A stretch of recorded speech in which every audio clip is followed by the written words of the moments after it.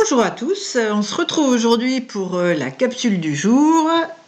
Lancer une visioconférence. Alors, on y va, on lance notre application Teams. Évidemment, on choisit l'équipe dans laquelle on veut être.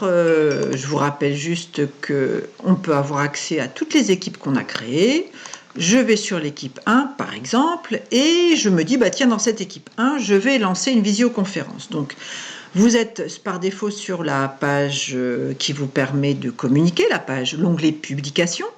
Et donc, on a la possibilité, vous voyez les icônes du bas, de cliquer sur la petite caméra pour lancer une visioconférence. Donc évidemment, la fenêtre qui apparaît, eh bien, c'est la caméra qui se met en route avec votre image, évidemment.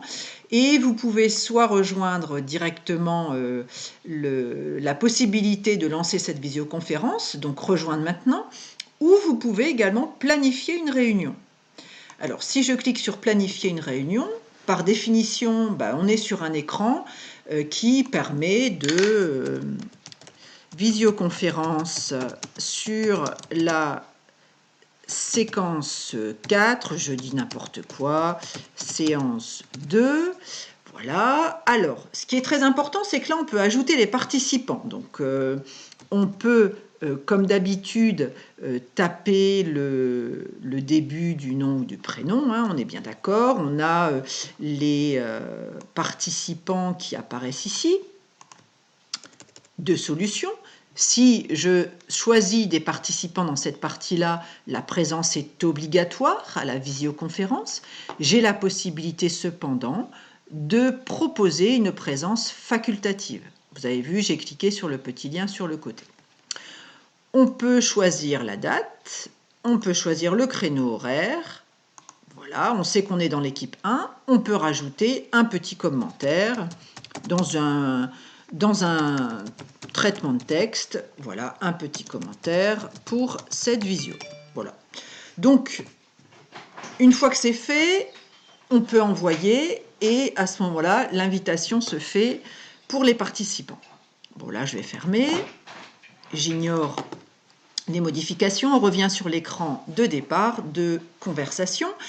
Et je vais donc vous montrer 2-3 petites choses au niveau de la visio. Donc, on rejoint maintenant. Vous avez donc sur le grand écran l'image qui apparaît avec, chose très importante, plusieurs possibilités d'interaction sur la fenêtre. Alors, on va commencer par le début.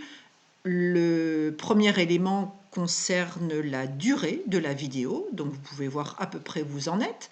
Deuxième possibilité, c'est la caméra. Vous pouvez la désactiver. Vous voyez, mon image disparaît ou la réactiver. Pareil pour l'écran muet. Vous me voyez parler, mais vous ne m'entendez pas forcément. Au niveau de la visio, bouton suivant, partager. Alors, dans ce bouton partager, de différentes solutions, vous avez par défaut des documents PowerPoint qui apparaissent. Pour l'instant, Teams ne vous propose que des documents PowerPoint. Je pense que l'appli va évoluer. En tout cas, imaginons que je choisisse le mémo abonnement. Vous connaissez ce PowerPoint que je vous fais passer régulièrement. Si je clique dessus, Teams va ouvrir en fait le PowerPoint. Donc imaginez que vous êtes avec des élèves. Vous avez donc ce PowerPoint qui s'ouvre. Voilà, par définition, priorité au document.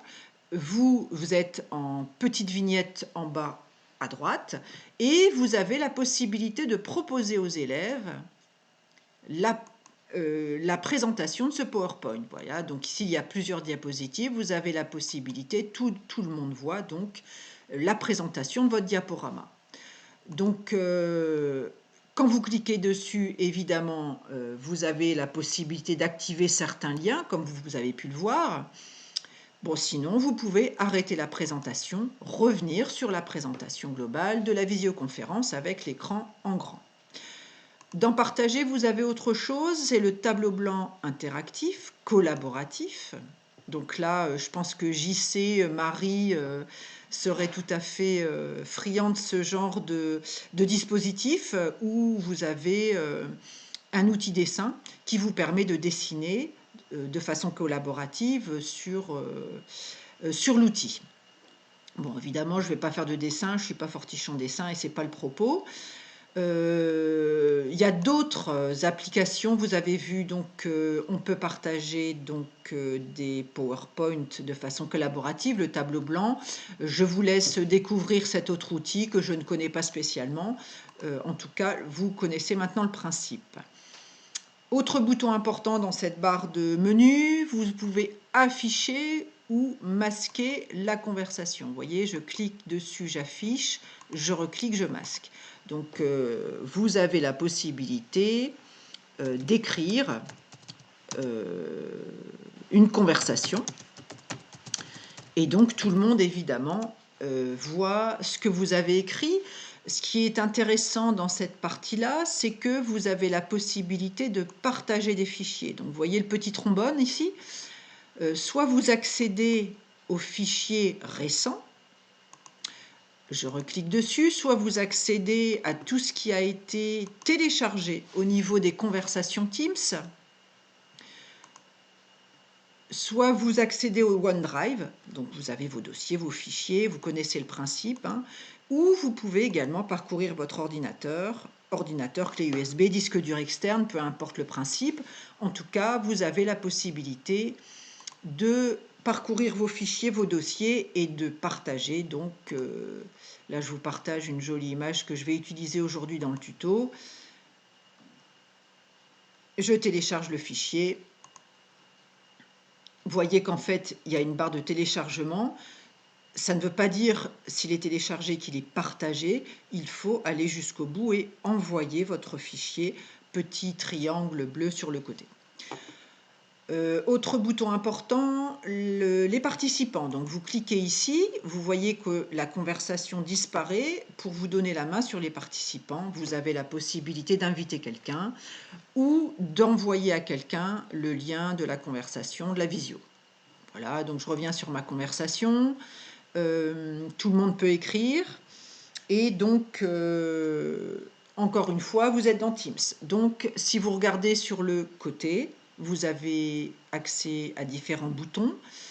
Je vous rappelle que vous avez accès à toutes les applications d'Office 365, où que vous soyez dans l'application.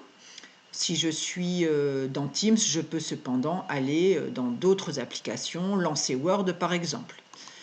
Je reviens, vous avez donc ici les conversations personnelles que vous pouvez avoir avec certaines personnes. Donc, vous avez la possibilité également de réafficher en fait les équipes. Donc, si je veux afficher toutes mes équipes, changer, je peux. Je peux retourner sur l'équipe 1, etc., etc. Les devoirs. Vous avez les 3 petits points qui vous proposent le calendrier, les fichiers, les appels. Ce bouton-là est intéressant puisqu'il vous permet d'appeler de façon vocale d'autres participants. Vous voyez, vous avez la possibilité de numéroter les contacts et de passer un appel. Donc je reviens en recliquant ici sur cette image, je reviens sur l'écran central. Je pense que je vous ai partagé pour l'instant toutes les possibilités du bouton. Évidemment, reste un dernier bouton qui est intéressant, c'est celui-là, c'est de raccrocher. Mais avant de raccrocher, je vais vous montrer, vous voyez ma souris, en haut à droite. Donc en fait, dans cette option, vous pouvez changer votre statut. Donc vous voyez que moi je suis en communication. Par définition, j'ai dit quand je suis en communication, c'est rouge, il ne faut pas me déranger. Et vous pouvez par contre proposer aux autres de changer votre statut, c'est-à-dire de retour bientôt, apparaître absent ou d'être disponible. Voilà. Bon. Ça, c'est à vous de choisir.